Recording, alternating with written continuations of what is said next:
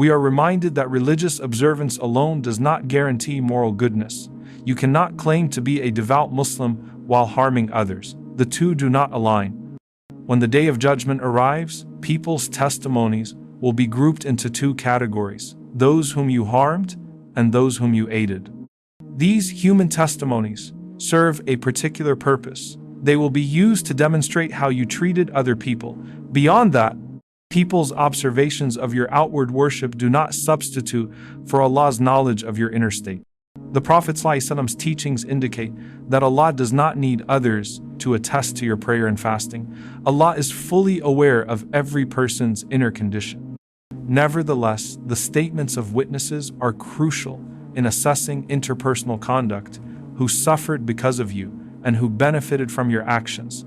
That division matters profoundly on the day of reckoning. It is vital to understand the distinction between Allah's mercy and His justice. For sins that exist between a person and their Lord, Allah may show mercy and forgive. But when wrongs involve other people, Allah's standard is strict justice. He will ensure the wronged receive their rights. One cannot absolve another's debt or injury on their behalf by asking Allah for forgiveness alone, because it would be unjust to the person who has been harmed. Imam Sufyan al-Thawri observed that meeting Allah with 70 sins that pertain only to Allah might be easier than appearing with a single sin against another person. The Prophet ﷺ taught that among the earliest matters to be adjudicated among people on the Day of Judgment will be cases of bloodshed. Scholars reconcile different narrations by explaining that in the sequence of accountability before Allah, prayer is significant, yet among disputes between people, murder and violent wrongdoing will be addressed first. One particularly stark hadith describes the murdered person bringing the murderer forward, clutching the killer by the forelock, his own head in his hand, the jugular still flowing, a vivid scene intended to impress upon believers the severity of taking a life unjustly. Given this, the Prophet ﷺ encouraged being among the wronged al-madhlum rather than the one committing injustice. Now, the supplication of the oppressed is described as having no barrier before Allah. Their plea reaches Him directly. Even if the oppressed is a disbeliever, their invocation for justice is heard, although that person's overall standing will be judged in full on the day. The Prophet ﷺ's promise to act as a prosecutor for those wronged under covenant reiterates that violating the rights of others, including the people of the book under protection, is a grave offense that will be answered for. Economic oppression, particularly the consumption of riba, usury, interest, is portrayed as another form of aggression against others that attracts stern condemnation. The Quranic and prophetic language links persistent usury with a kind of waging of war against Allah and His Messenger. Ibn Abbas explained that on the day of resurrection, those who consumed riba will be confronted and harshly reprimanded. Riba's harm is not merely a private sin. Interest-based exploitation burdens the poor, perpetuates injustice, and inflicts long-term social damage. Yet many interpersonal harms are committed with the tongue. The Prophet ﷺ warned that nothing leads people more swiftly to punishment than what their tongues harvest. Slander, backbiting, rumor-mongering, and insult are repeatedly condemned because of the ruin they cause. The famous hadith about the bankrupt person conveys a powerful lesson. When asked who the true bankrupt is, the companions assume someone destitute in wealth, but the Prophet ﷺ replied that the bankrupt is the one who comes on the day of resurrection with his prayers, fasts, and charity, but who has ruined others through speech and deed. Such a person's good deeds will be taken away and handed to those he harmed until he is left with nothing. There is also the narration of a servant who receives his record and finds his righteous acts absent.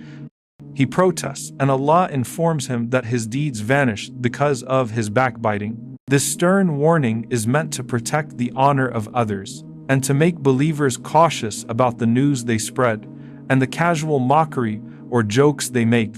What may seem trivial in social life can have dire consequences in the hereafter. Conversely, there is mercy for those who suffer wrongfully. Some people will find upon receiving their records good deeds they never performed credited to them because of what others said about them. Abu Umayma related that a servant may see unexpected good deeds recorded and be told that these arose from the slander or backbiting of others. This demonstrates that endurance of injustice, patience under abuse, and maintaining dignity in the face of wrongdoing can result in divine recompense. Abdurrahman al-Mahdi remarked that, were it not for his concern about disobedience to Allah, he would almost wish everyone in the city had backbitten him so that he might find unearned good deeds recorded. The sweetness of discovering a good deed one did not perform is offered as a testament to Allah's mercy for the patient victim. If enduring harm can bring such unexpected reward, imagine the magnitude of the reward for those who actively assist and relieve others' hardships. These teachings converge into practical guidance. Prioritize the rights of people, return what you have taken, make amends to those you have wronged, and be prompt in restoring rights where possible. Guard your speech at all times. Avoid gossip, defamation, and the careless sharing of rumors. Recognize that economic exploitation, including usury, inflicts broad harm and will be called to account. Be the one who supports and uplifts, not the one who exploits or insults. Reflect on the magnitude of interpersonal responsibility. Every careless remark, every act of exploitation, every instance where someone is deprived of their due financial, physical, or reputational will be presented before the divine court. Those you harmed will give testimony. Their accounts, the marks left on their lives, and the consequences they suffered will shape your fate.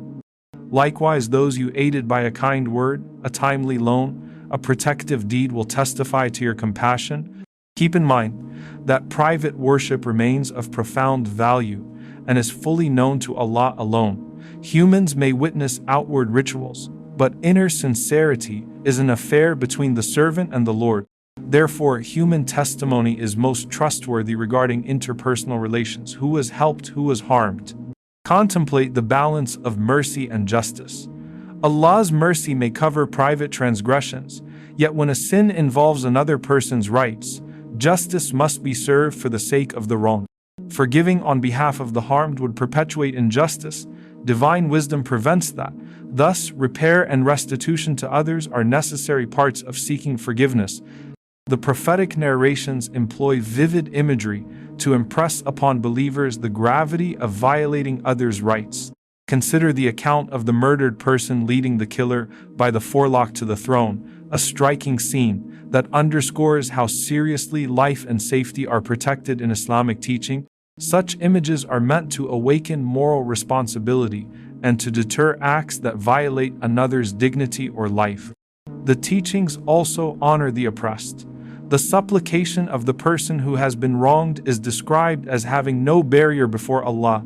Their cry for justice reaches the divine.